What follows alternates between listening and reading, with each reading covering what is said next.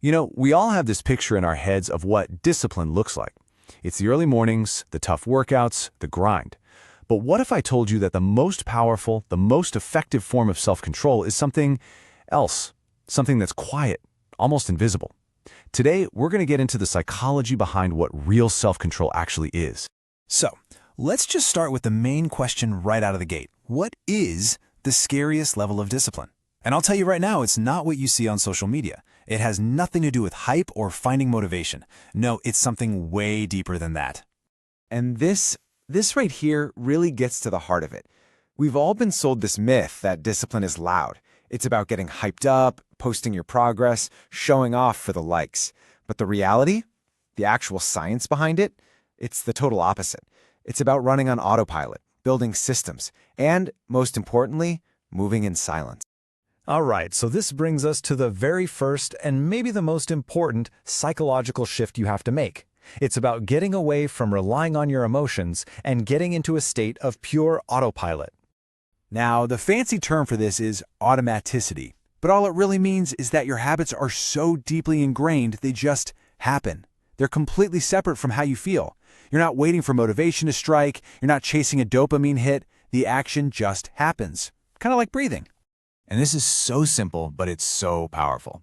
The people who are truly disciplined have basically trained their brains to act without needing that rush of excitement. They've cut the cord between the action and the feeling. They don't need the perfect mood. They just do it.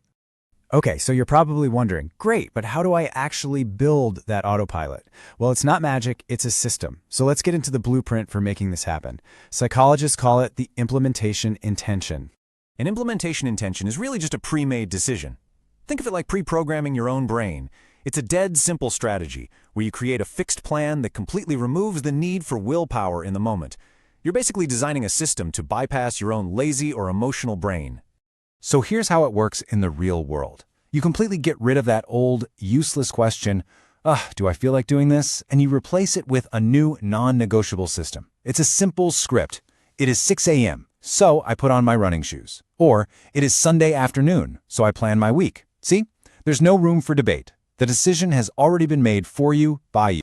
And that is the real game changer. True discipline isn't about having some superhuman level of willpower. It's about needing less willpower because you've engineered the decisions right out of the equation. You've turned that daily struggle into a smooth, automatic system. And that's what makes you unstoppable.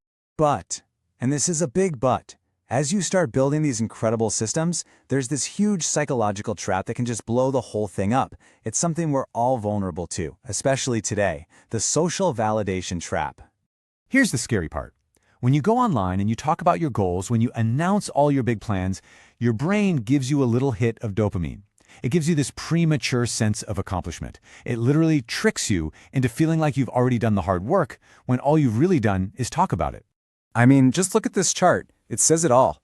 Your actual progress might be that tiny little bar on the left, but that huge bar on the right, that's your perceived progress after you post about your grind and get a bunch of likes. That false sense of achievement absolutely kills your motivation to do the real, unglamorous work. And this is why the most disciplined people you'll never hear from, they get this. They move in silence. They don't need the applause because they're not focused on how things look. They're focused on the work itself. They don't announce, they execute. They let the results do the talking. So, when you put all of these pieces together, the autopilot, the systems, the silence, you finally reach it. The final level, the scariest level. This is where discipline stops being a thing you do and it becomes a part of who you are. So first, you make that shift we talked about. You go from being tossed around by your messy emotions to just running on a clean, consistent autopilot. Your actions are no longer a hostage to your mood. And then you move from that constant, exhausting daily debate with yourself to simply executing a system you already built. You've ended the argument. You've replaced it with the certainty of action. And finally, you shift your entire focus. You stop announcing what you're going to do for some social media praise, and you start silently executing your plan. Your validation comes from actual progress, not from empty applause. And really, it all boils down to this one profound truth. The highest form of discipline has nothing to do with a perfectly color-coded calendar. It's about mastering your own internal world so that you show up and do the work no matter what. It's an internal state of being. So I'll leave you with this final, tough question to think about. I want you to really look at your own habits, your own systems. Is your discipline just a performance for an audience? Or is it a fundamental part of who you are when absolutely no one is watching?